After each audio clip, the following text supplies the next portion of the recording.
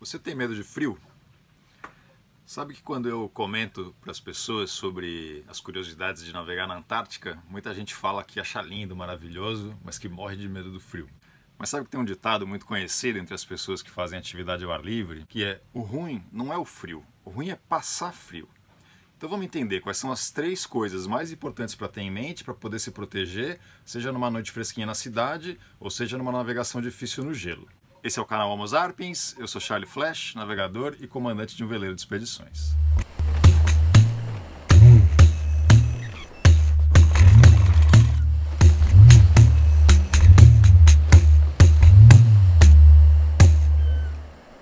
Para quem pensa que a parte mais importante para se proteger do frio é ter uma roupa super tecnológica, isso não é verdade. Eu já vi gente morrendo de frio, mesmo tendo um arsenal de roupas playboy carésimas, porque não sabiam se vestir. Então esse é o ponto número 1. Vamos entender por quê.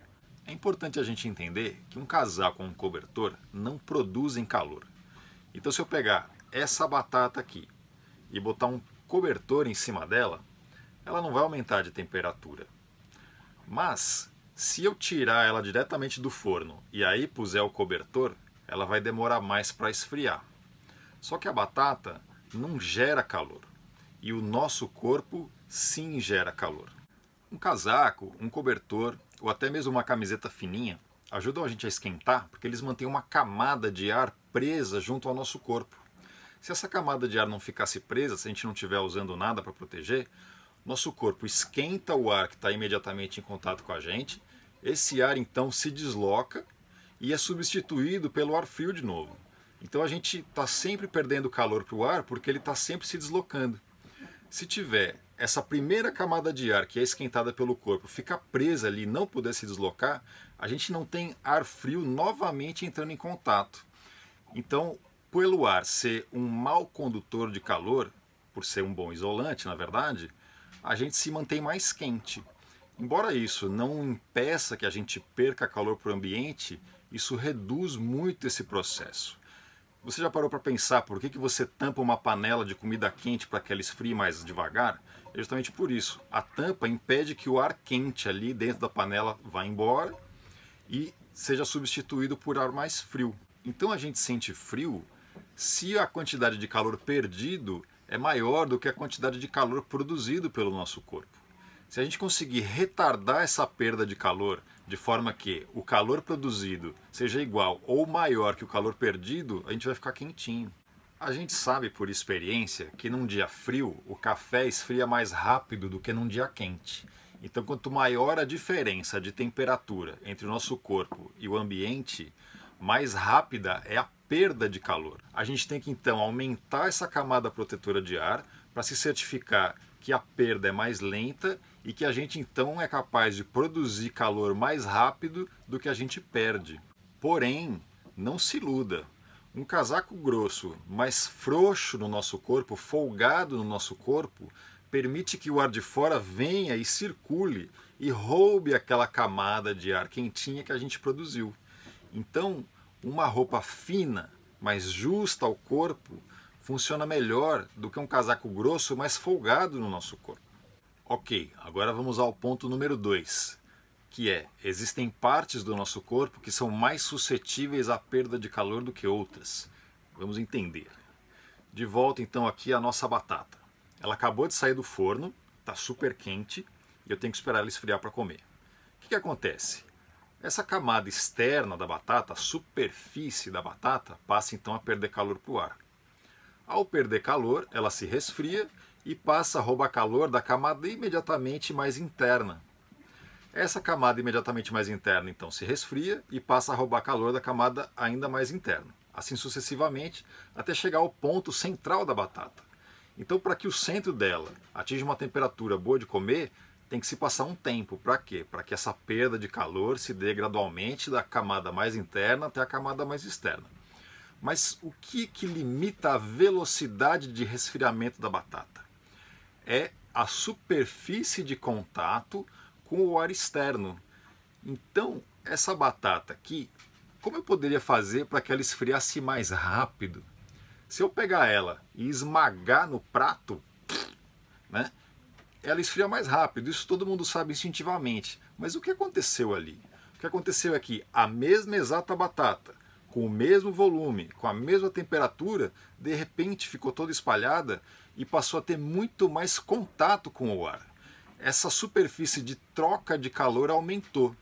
Então a batata esmagada tem uma relação superfície-volume maior do que a batata inteira.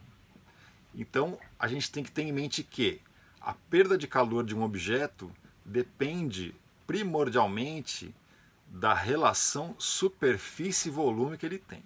Então, voltando ao nosso forno, a gente tem junto da batata uma cenoura.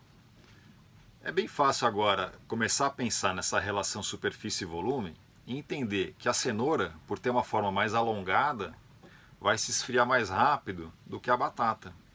Então, as formas passam a fazer mais sentido. E se a gente pensar numa folha de papel, ela é pura superfície. Essa aqui, saindo do forno, seria a forma que iria esfriar mais rápido. E qual então seria a forma que esfria mais devagar? Seria a forma que tem menor superfície por volume. E sabe que forma é essa? A esfera. Então, se eu pegar essa batata e ao invés de amassar, eu forçar ela e tornar ela em forma de esfera, ela vai demorar ainda mais do que na forma original para se resfriar.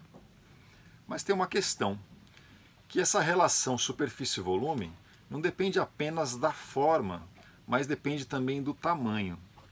Então, se eu pensar, uma esfera grande vai demorar mais para esfriar do que uma esfera pequena, porque o centro da esfera está mais longe do ambiente externo do que o centro da esferinha. Então a gente tem que entender que, dependendo da parte do nosso corpo e da forma, eles vão demorar mais ou menos para esfriar e, portanto, perder calor. Então a gente tem no nosso corpo esfera, batata, cenoura e folha de papel, aqui e aqui. E começamos a entender quais são as partes do corpo mais suscetíveis à perda de calor. Mas tem outra coisa, lembra que a gente falou do tamanho? Então uma criança perde mais calor do que um adulto. Não por ela ser criança, mas por ela ser menor. Uma pessoa alta perde menos calor do que uma pessoa baixa. Os homens, por exemplo, costumam ter um metabolismo um pouco mais acelerado que o das mulheres, mas também costumam ser maiores. Então as mulheres vão normalmente sofrer menos as mulheres vão sofrer mais com o frio do que os homens. Uma pessoa com a mão, né? As mãos são basicamente com a mesma forma, mas uma mão maior vai demorar mais para esfriar do que uma mão menor. E um outro detalhe é que um corpo magro, ele é mais alongado, ele tem mais a forma de uma cenoura, digamos assim, do que um corpo mais gordinho. O corpo mais cheinho, ele se aproxima mais de uma esfera. E ele tem uma forma que faz com que a superfície volume seja diferente e a perda de calor seja menor. Além de tudo, o corpo mais gordinho tem uma camada de gordura que é isolante, né? Uma camada maior de gordura que é mais isolante, então o que retarda ainda mais a perda de calor. Então, de volta às partes do nosso corpo, a gente sabe que a mão, então, perde calor mais rápido do que o tronco. Porém, é mais importante eu ter o tronco protegido e a mão desprotegida do que ao contrário. E esse é o principal erro das pessoas, é não proteger bem o tronco. E veja só que coisa importante, o pescoço, que é uma área que é, né, afilada, perde muito calor. E o que eu mais vejo na rua é as pessoas todas encasacadas, mas com essa área aqui, ó, toda aberta. E tem um agravante ainda, que o nosso tronco é a nossa caldeira, é onde o calor de verdade é produzido. Então ele irriga o resto do corpo. E imagina aqui, no nosso pescoço, passam veias e artérias super grossas para irrigar o nosso cérebro e a nossa cabeça. Quer dizer, está saindo sangue super quente, produzido aqui no aquecimento central e indo lá para fora. E isso faz com que a gente perca ainda mais calor. Então aqui, ó, é a área mais negligenciada de todas que eu percebo, mesmo gente que navega, que tem as roupas, que tem costume de estar em lugares frios, essa aqui é de longe a parte mais negligenciada. Então, qual é a peça de roupa de todas mais importante, mais fundamental para manter o calor do corpo?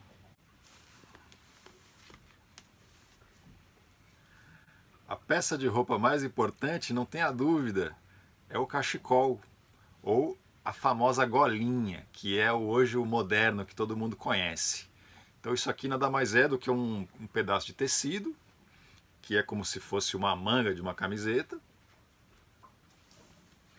e que a gente coloca aqui, né? Essa aqui por acaso é fininha, mas eu posso também utilizar essa aqui que é mais grossa. E aí, claro que depende da temperatura, né? Eu posso até fazer várias camadas, assim como com os casacos, camiseta. Se está um pouquinho frio, uma camiseta mais comprida, um casaco mais grosso, outro mais grosso, outro. Então eu posso fazer a mesma coisa aqui. Mas é óbvio que eu não estou falando que essa é a única peça de roupa importante, que a gente vai só proteger o pescoço e vai sair por aí passando frio. Não é isso que eu quero dizer. Mas que tem que ter muita atenção, porque todo mundo já sabe que casaco tem que usar gorro e luva e tal. Mas aqui, gente, aqui é a parte mais importante de todas, para ter atenção para se vestir bem. E tem mais um detalhe ainda. Isso aqui não serve apenas para proteger o pescoço, que é essa área tão irrigada e tão suscetível à perda de calor. Ela serve como uma rolha, ela que fecha o espacinho que fica aqui, ó, onde o vento pode entrar e arrancar aquele calor quentinho de lá de dentro, aquele ar quentinho de dentro do casaco. Então ele é o equivalente a botar um pedacinho, né, um paninho de chão ali debaixo da fresta da porta para impedir que o ar frio venha entrar na casa e resfrie a casa. Então sempre atentos, sempre fechando bem ao máximo possível com relação ao tamanho do casaco que estiver usando. Os casacos de montanha, de atividades ao ar livre e também de vela, todas as camadas, mesmo que seja uma camisetinha fininha, um outro casaco mais grosso, até os casacões ainda mais grossos, as caponas, todos têm uma parte altinha aqui, uma golinha que protege o pescoço. Mas além disso, isso aqui é fundamental. Eu não vivo sem isso daqui. E nos dias mais frios de todos, quando a gente está na Antártica, tem que passar horas e horas e horas a fio do lado de fora. Tem dias que a sensação térmica vai a -5, -10 graus e a gente bem encapotado, bem quentinho. E eu com a minha golinha aqui, tem vezes que só de botar mais uma camadinha de golinha para vedar ainda mais o calor aqui do meu corpo, eu fico quente e fico beleza. E para dar um exemplo, para aproximar o frio da vida das pessoas aí mesmo nas áreas urbanas, eu tenho um amigo que anda de moto e uma vez no inverno ele reclamou que estava passando muito frio. Eu falei para ele que ele devia se vestir melhor, mas ele falou que já tinha os casacos, que já tinha tudo, que tinha inclusive a balaclava, que é aquela touca de ninja que fica só os olhos de fora. Eu falei para ele, mas está faltando a golinha, que é para vedar, para não deixar o frio entrar dentro do casaco. Ele não deu muita bola. Aí eu peguei, dei uma golinha de presente, e para minha surpresa depois ele veio me falar que tinha mudado a vida dele. Eu então reforço, eu tenho várias golinhas e não vivo sem elas. Recomendo que todo mundo aí tenha algumas em casa. E a gente chega finalmente ao ponto 3, que é manter a produção de calor aqui bombando, para se certificar que a gente perde menos calor do que a gente produz. E de uma forma muito simples, que é comendo bem. Comendo alimentos calóricos, e também quentes, né? Sopas, chá, café, isso tudo vai ajudar muito. Outro ponto importante é manter a hidratação do corpo sempre bacana, porque o sangue quente aqui das caldeiras vai poder ser levado mais facilmente para as extremidades, especialmente as mãos e os pés, que são os pontos aí que especialmente a mulherada costuma sofrer mais no inverno. É claro que eu não estou ignorando o fato de que roupas mais tecnológicas vão facilitar muito a gente a se manter quente. Mas a intenção aqui de dar essas dicas foi justamente para que qualquer pessoa com as roupas que já possui possa então permanecer mais quente. Espero que tenha sido útil e espero que o inverno daqui para frente e o ambiente frio passe a ser um pouco menos hostil para todo mundo. É isso aí. Valeu, pessoal. Bom inverno.